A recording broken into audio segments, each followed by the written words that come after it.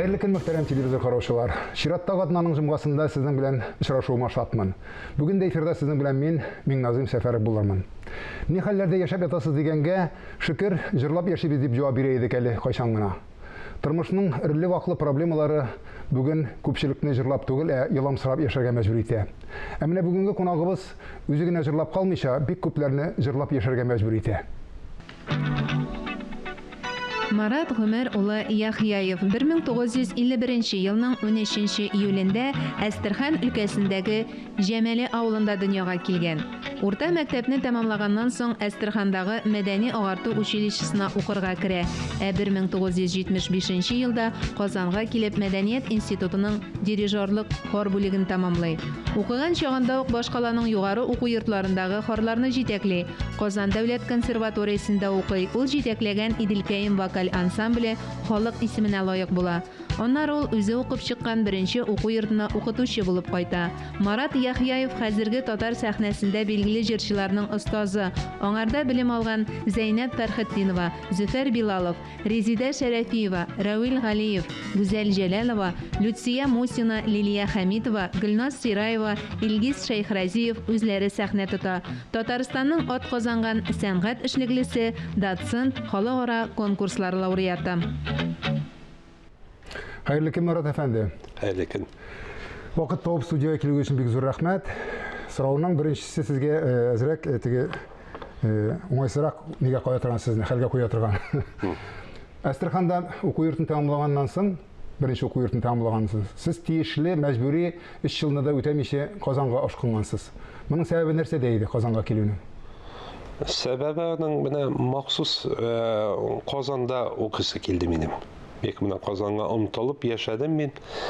Минем дипломым да кызыл иде бетергәндә. Бу училищене бетергәнем.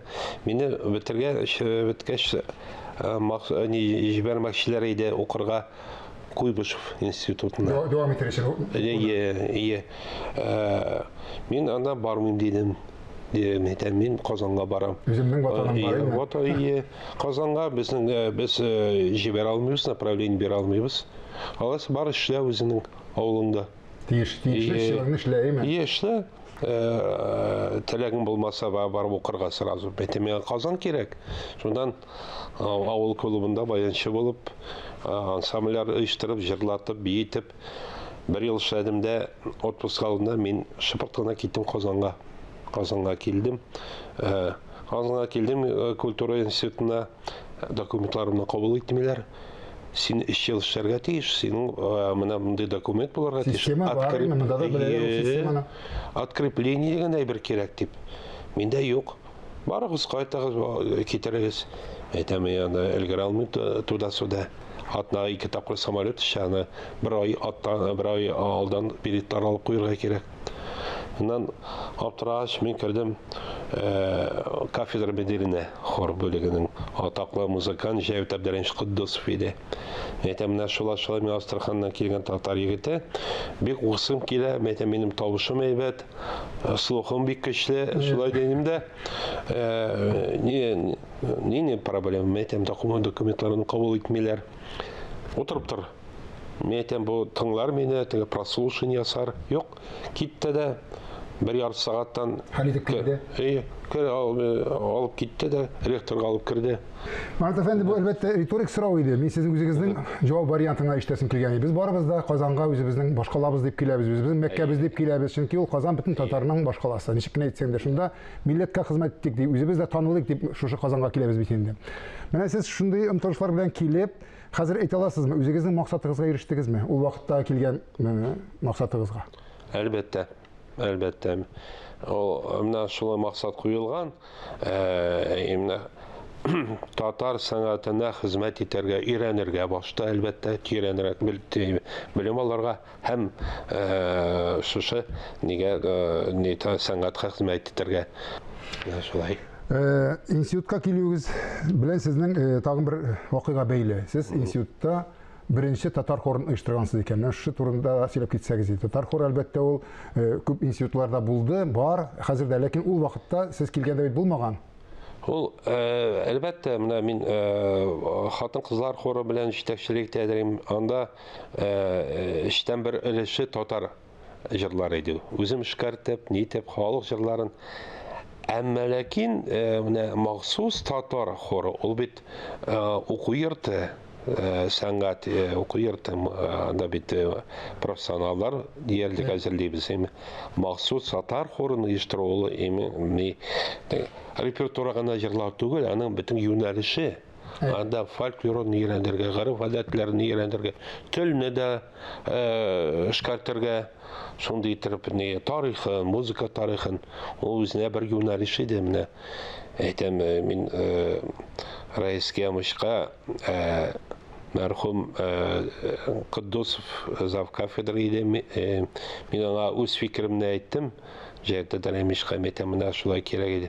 Бергәләп кирдек без нигә ректорга сөйләп бирдек. Менә бу фикерне. Сәнгать Жанлы Билеев шунда ук сезне күтәреп алды инде. Күтәреп алды. Миңа кушты татар хорын оештырырга. Шу урында Марат әфәнде сезнең коллектив башкаруында җыр тыңлап китик әле. Бүрәнә аша бер уку булмасын өчен дип әйтәм. Әйе.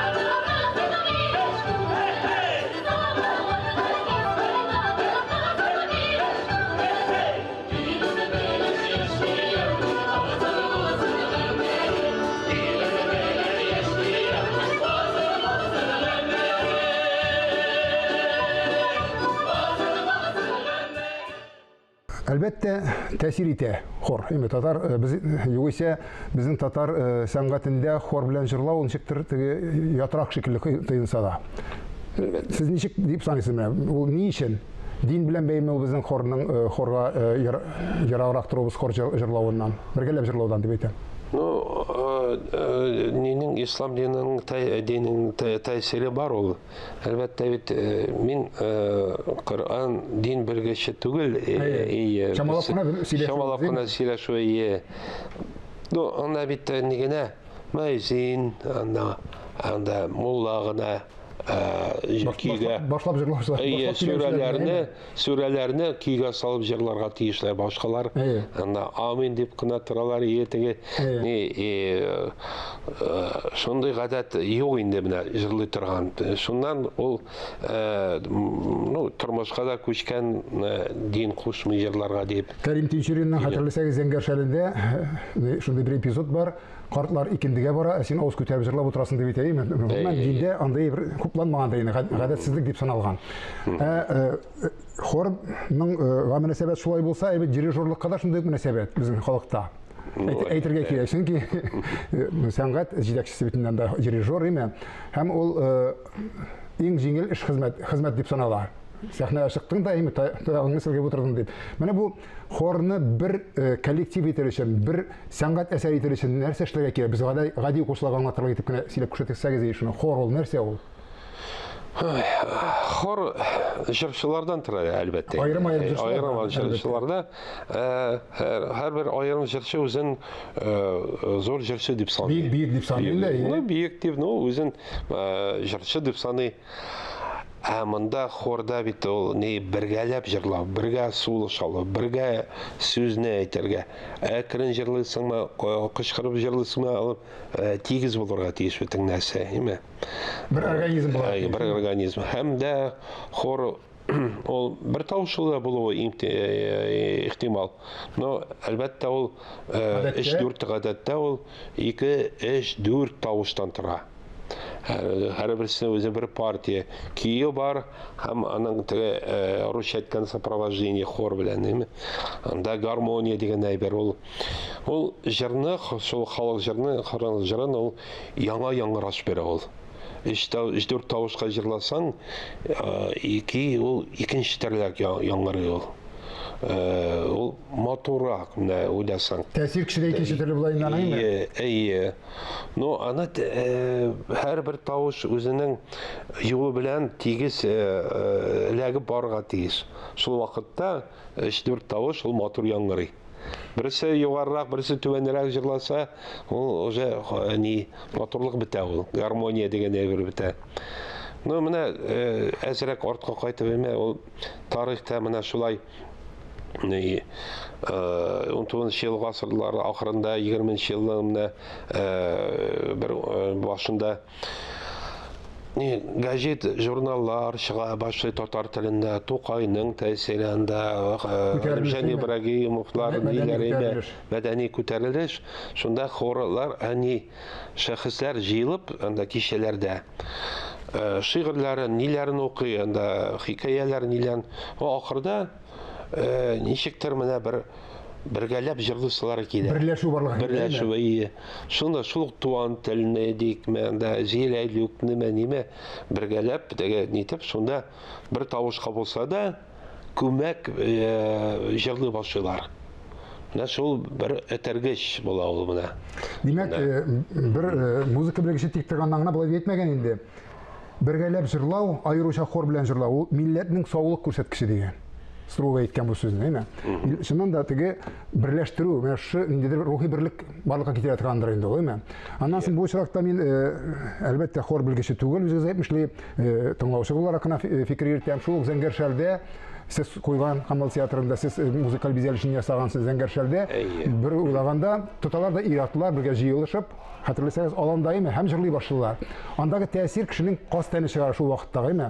Сез аны ничек шул нәрсәгә ирештегез? Ул бит артистлар бит алар, әлбәттә, драма театр артистлары менә шуларны бір хор итү. Монда нинең Сариф Сайдашевның партитурасы бар. Ол бит музыкаль драма деп атала. Анда бар, увертюра да бар, ни да бар, анда дуэтлар, сольный жырлар бар. Һәм дә менә бу шушы урманда җыелышып жырлаулар ул ничек дип әйтим, очраклы түгел. Алар бит шул нитеп сөйләшеп, анасын менә Шайхи баба әйтә, әйдә кем шәкерт башлап җырлап җибәрә әле, тегене җырлап җибәрә ул инде Карурман аша. Кушымта да алар нитеп бергәләп җырлыйлар. Ол ничектер берләшү, менә фикерләр бергә туры китерү, Мен ойладым да, авытыгыз. Әйтәм, монда иратлар күп. Нишләп аны бер тавышка җырларга? Яны тоттым да эшкәрттем 3 тавышка. 3 тавышка куйгач, җырлый башлагач, беренче премьерада зал кул чапты. Bu хорга. Шок булды залга. Шок булды, бик мотор. Ул ирләр хоры үзенә бер аерым дөнья ул. Шундый ул яхшы итеп менә әйтик, грузиннар иштавышка җырлыйлар, бөтен дөнья белә. Нишләп татарлар җырлый алмасын? Менә эшкәрттем. Менә дигән һәр спектакльдә аңа ул номерга кул чабалар. Кульминация нуктасы булып кабул ителә. Анда сез уңайдан үзегез дә җырлыйсыз бу ай. Мин анда дөресен әйткәндә бер икенче, өченче тавышлар әзрәк борчыйдыр иде. Чөнки бу бит ниләр инде актерлар, менә дигән актерлар алар тавышлары да бар, но күмәк җырлау, ич тавышлы җырлау аның өчен ни кирәк бер тәҗрибә. Әлбәттә, анан ул традиция, анан грузин спектаклендә куйдык Хануманы. Анда грузин режиссер Сквирава дигән Георгий. Анда инде музыка, инде профессиональная музыка һәм анда ич тавышка җырларга тиешләр. Иратлар, анда иратлар җырлар. Шунда бу режиссер әйтә, Марат Гомерович, басыгыз әле үзегездә, сезгә костюм тиктерәм. Менә грузиннар 2 тавышка җырламый, 3 тавыш булырга ти. Шулай костюм тиктерделәр, мине басым, беренче тапкыр шунда бастым мин. бұл спектакльдә.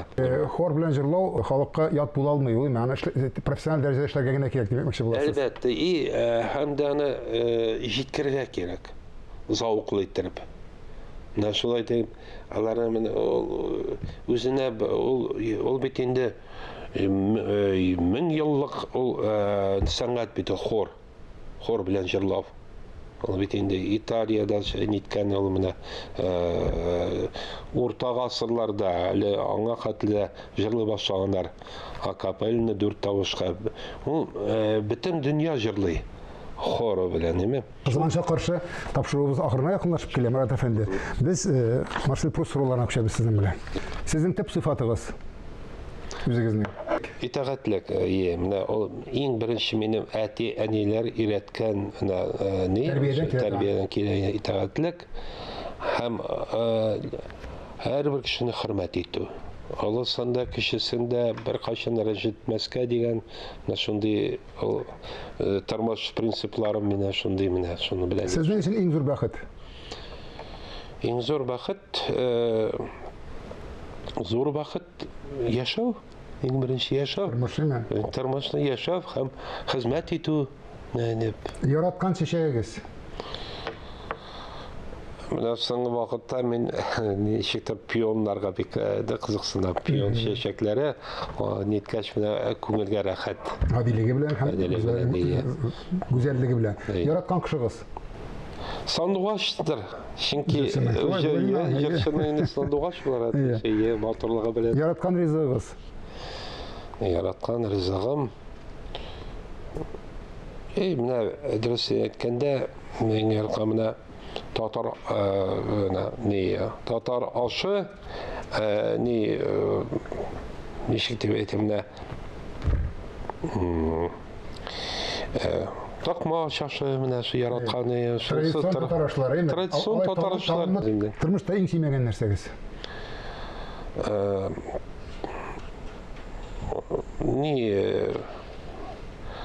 Сату кешене сату.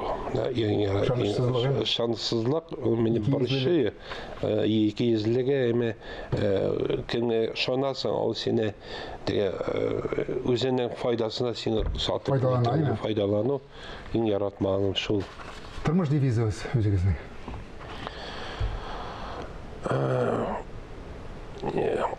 Алга барырга. Минем темперамент буенча мин меланхолик, меланхолик, сангвиник белән ул теге кушылган. Мин үземне гел шушы бирешмәскә алга барырга. Үземне үзем төртеп, менә теге Барон Мюнхгаузен шикелле теге үзенә сакалынан тотып чыгарга. Мин шулай булсын, алга таба шулай барырга язсын. Тормышта иҗат уңышлары юлдаш булсын сезгә. Алга таба да бергә эшләргә насыйп булсын. Рәхмәт. Җыр ул кешенең күңел халәте, аның җаны, булмышы. Җыр безгә алга таба да яшәргә, авыруларга бирешмәскә ярдәм итсен дигән теләктә бүгенгә сезнең белән саубуллашам. Исәнлектә күрешик.